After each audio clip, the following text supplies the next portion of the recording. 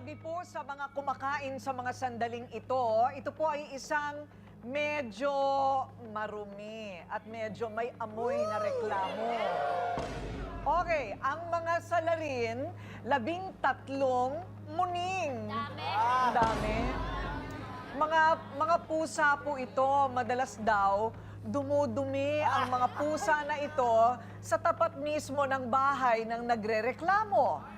At kahit ilang beses nang pagsabihan ang pet owner, deadma lang daw ito, ever. Kaya ang mga alagang pusa, ayun, tuloy pa rin sa kanilang get, meow. Halos araw-araw na lang po nagagalit si Ate Nancy kasi yung mga pusa po palagi na lang yan. Marami po siyang mga apo, nagkakasakit. Oo po. Totoo yung sinasabi ni Nancy na araw-araw na maraming tae dito na pusa tuwing umaga. Kaya nagreklamo po siya. Marami po talaga mga pusa dito. Pero lagi naman po nililinis ni Ate SP. Minsan po kasi may trabaho po siya.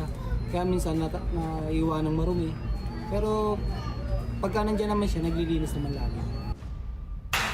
Daig pa nga nila ang mga aso't pusa dahil sa kanilang away. Nancy at SP, harapan na.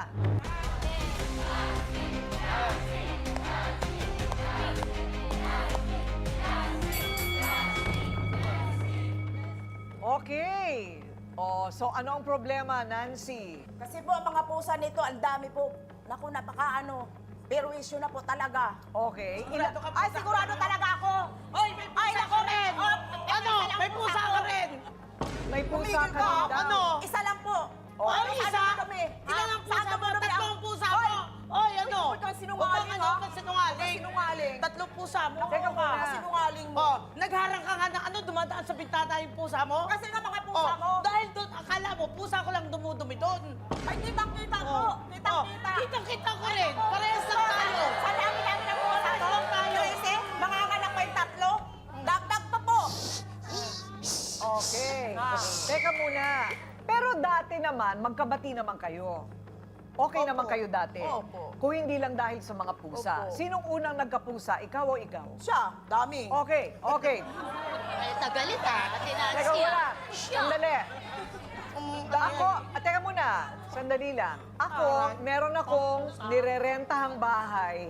Doon ko nilalagak lahat ng sinasalba kong aso't pusa. Mga 30 na sila doon. Ang dami, ate. Oh, bakit hindi nagrereklamo ang mga kapitbahay? Walang amoy. Nasa loob parate, hindi tahol ng tahol. Una, walang itatahol kasi pinapakain ng maayos, inaalagaan, komportable, nilalakad ng may leash, hindi pumapakabilang bahay. Alam mo, okay yung maraming pusa, maraming aso. Natutuwa nga ako sa ganyan, pwera na lang kung buntis ng buntis, Kasi nga po, ipakapon na natin. Mga pusang askal po kasi. Hindi kaya nga, ipakapon na natin at ipabakuna na natin kasi hindi pa daw bakunado. Hindi pa nga. Oo, kailangan. Tsaka, lagi ko pong inaano po sa kanya. Nag-aalaga ka ng pusa, dapat bumili ka ng kulungan. Doon mo itambak yung mga alaga mo para hindi Ay, wala kang nakakapamili. pambili. Ano, bigyan mo ang pambili. Walang pambili, ba't ang daming pusa? Bigyan mo ang pambili.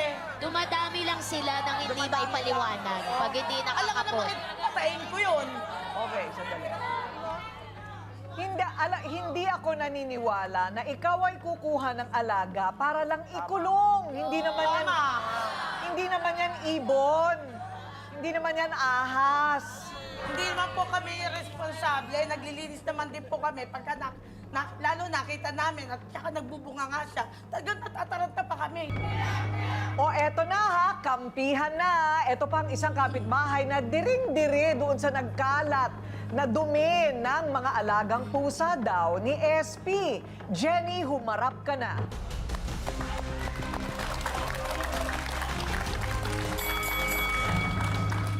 Jenny, anong nasasaksihan mo dyan?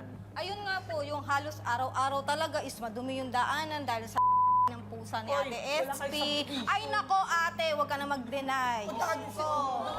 Ay, kung mayaman lang ako, tumira na ako sa subdivision. Oo, atayin mo. Nasa squatter ka, talaga. ano? Ay, nasa squatter ka. Dapat Nasa may squatter attitude ka. rin. Hindi. Tsaka Ano naglilinis yung ako. katwiran mo? Anong pruweba, Jenny? Yun nga po, tuwing lalabas po kasi kami ng bahay, especially yung mga anak ko, hindi na sila makatambay, makapaglaro. Kasi gawa nung may mga dumi nga po sa labas, sa tapat ng bahay. Iba pa yung wiwi, ah. Yes po, Iba pa yung ma'am. panghe Iba ng po wiwi. talaga yun. Kasi Oo. kung tutuusin lang po, mas nakakaperwisyo po talaga ang dumi ng pusa. Mabaho talaga yon. Kahit pag sarado ka ng pinto, maglagay ka ng napakaraming hangin, papasok at papasok sa loob ng bahay. Yan, nakakasuffocate po talaga. Okay, eto naman, ang tita ni SP na cat tropa. Yeah. Ganda. Sa pangangalaga ng 13 pusa, Aling Bebe, humarap ka na.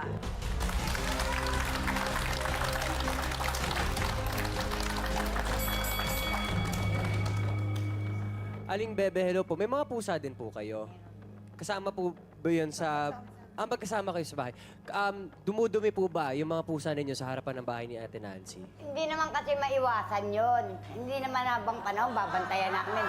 Pag kumakain yung pusa namin sa gabi, kinukulong ko na rin sa taas namin.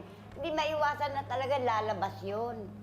Pero inaamin ko na yun, tayo ng pusa namin. Pero hindi lahat ng pusa sa amin yun. Pero meron. May pusa rin siya.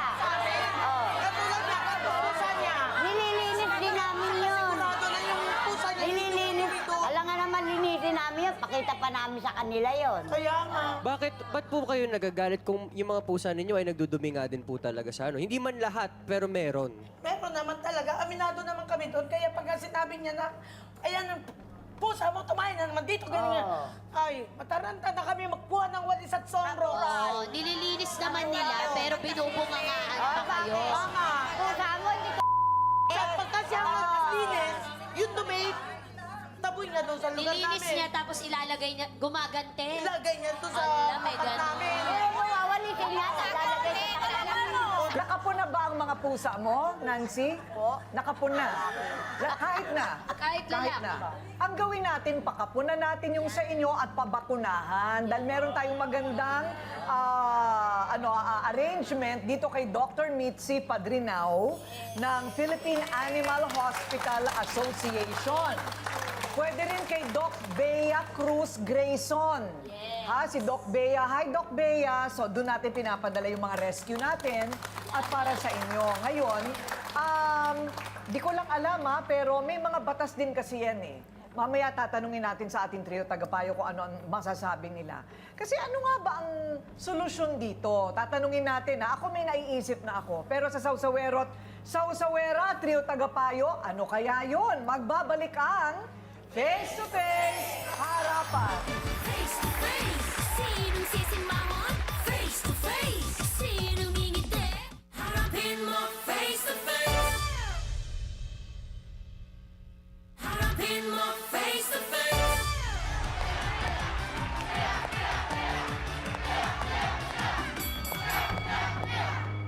Okay, sa puti. Kasi dapat, pag may alaga ka hayop, dapat responsable ka, ate.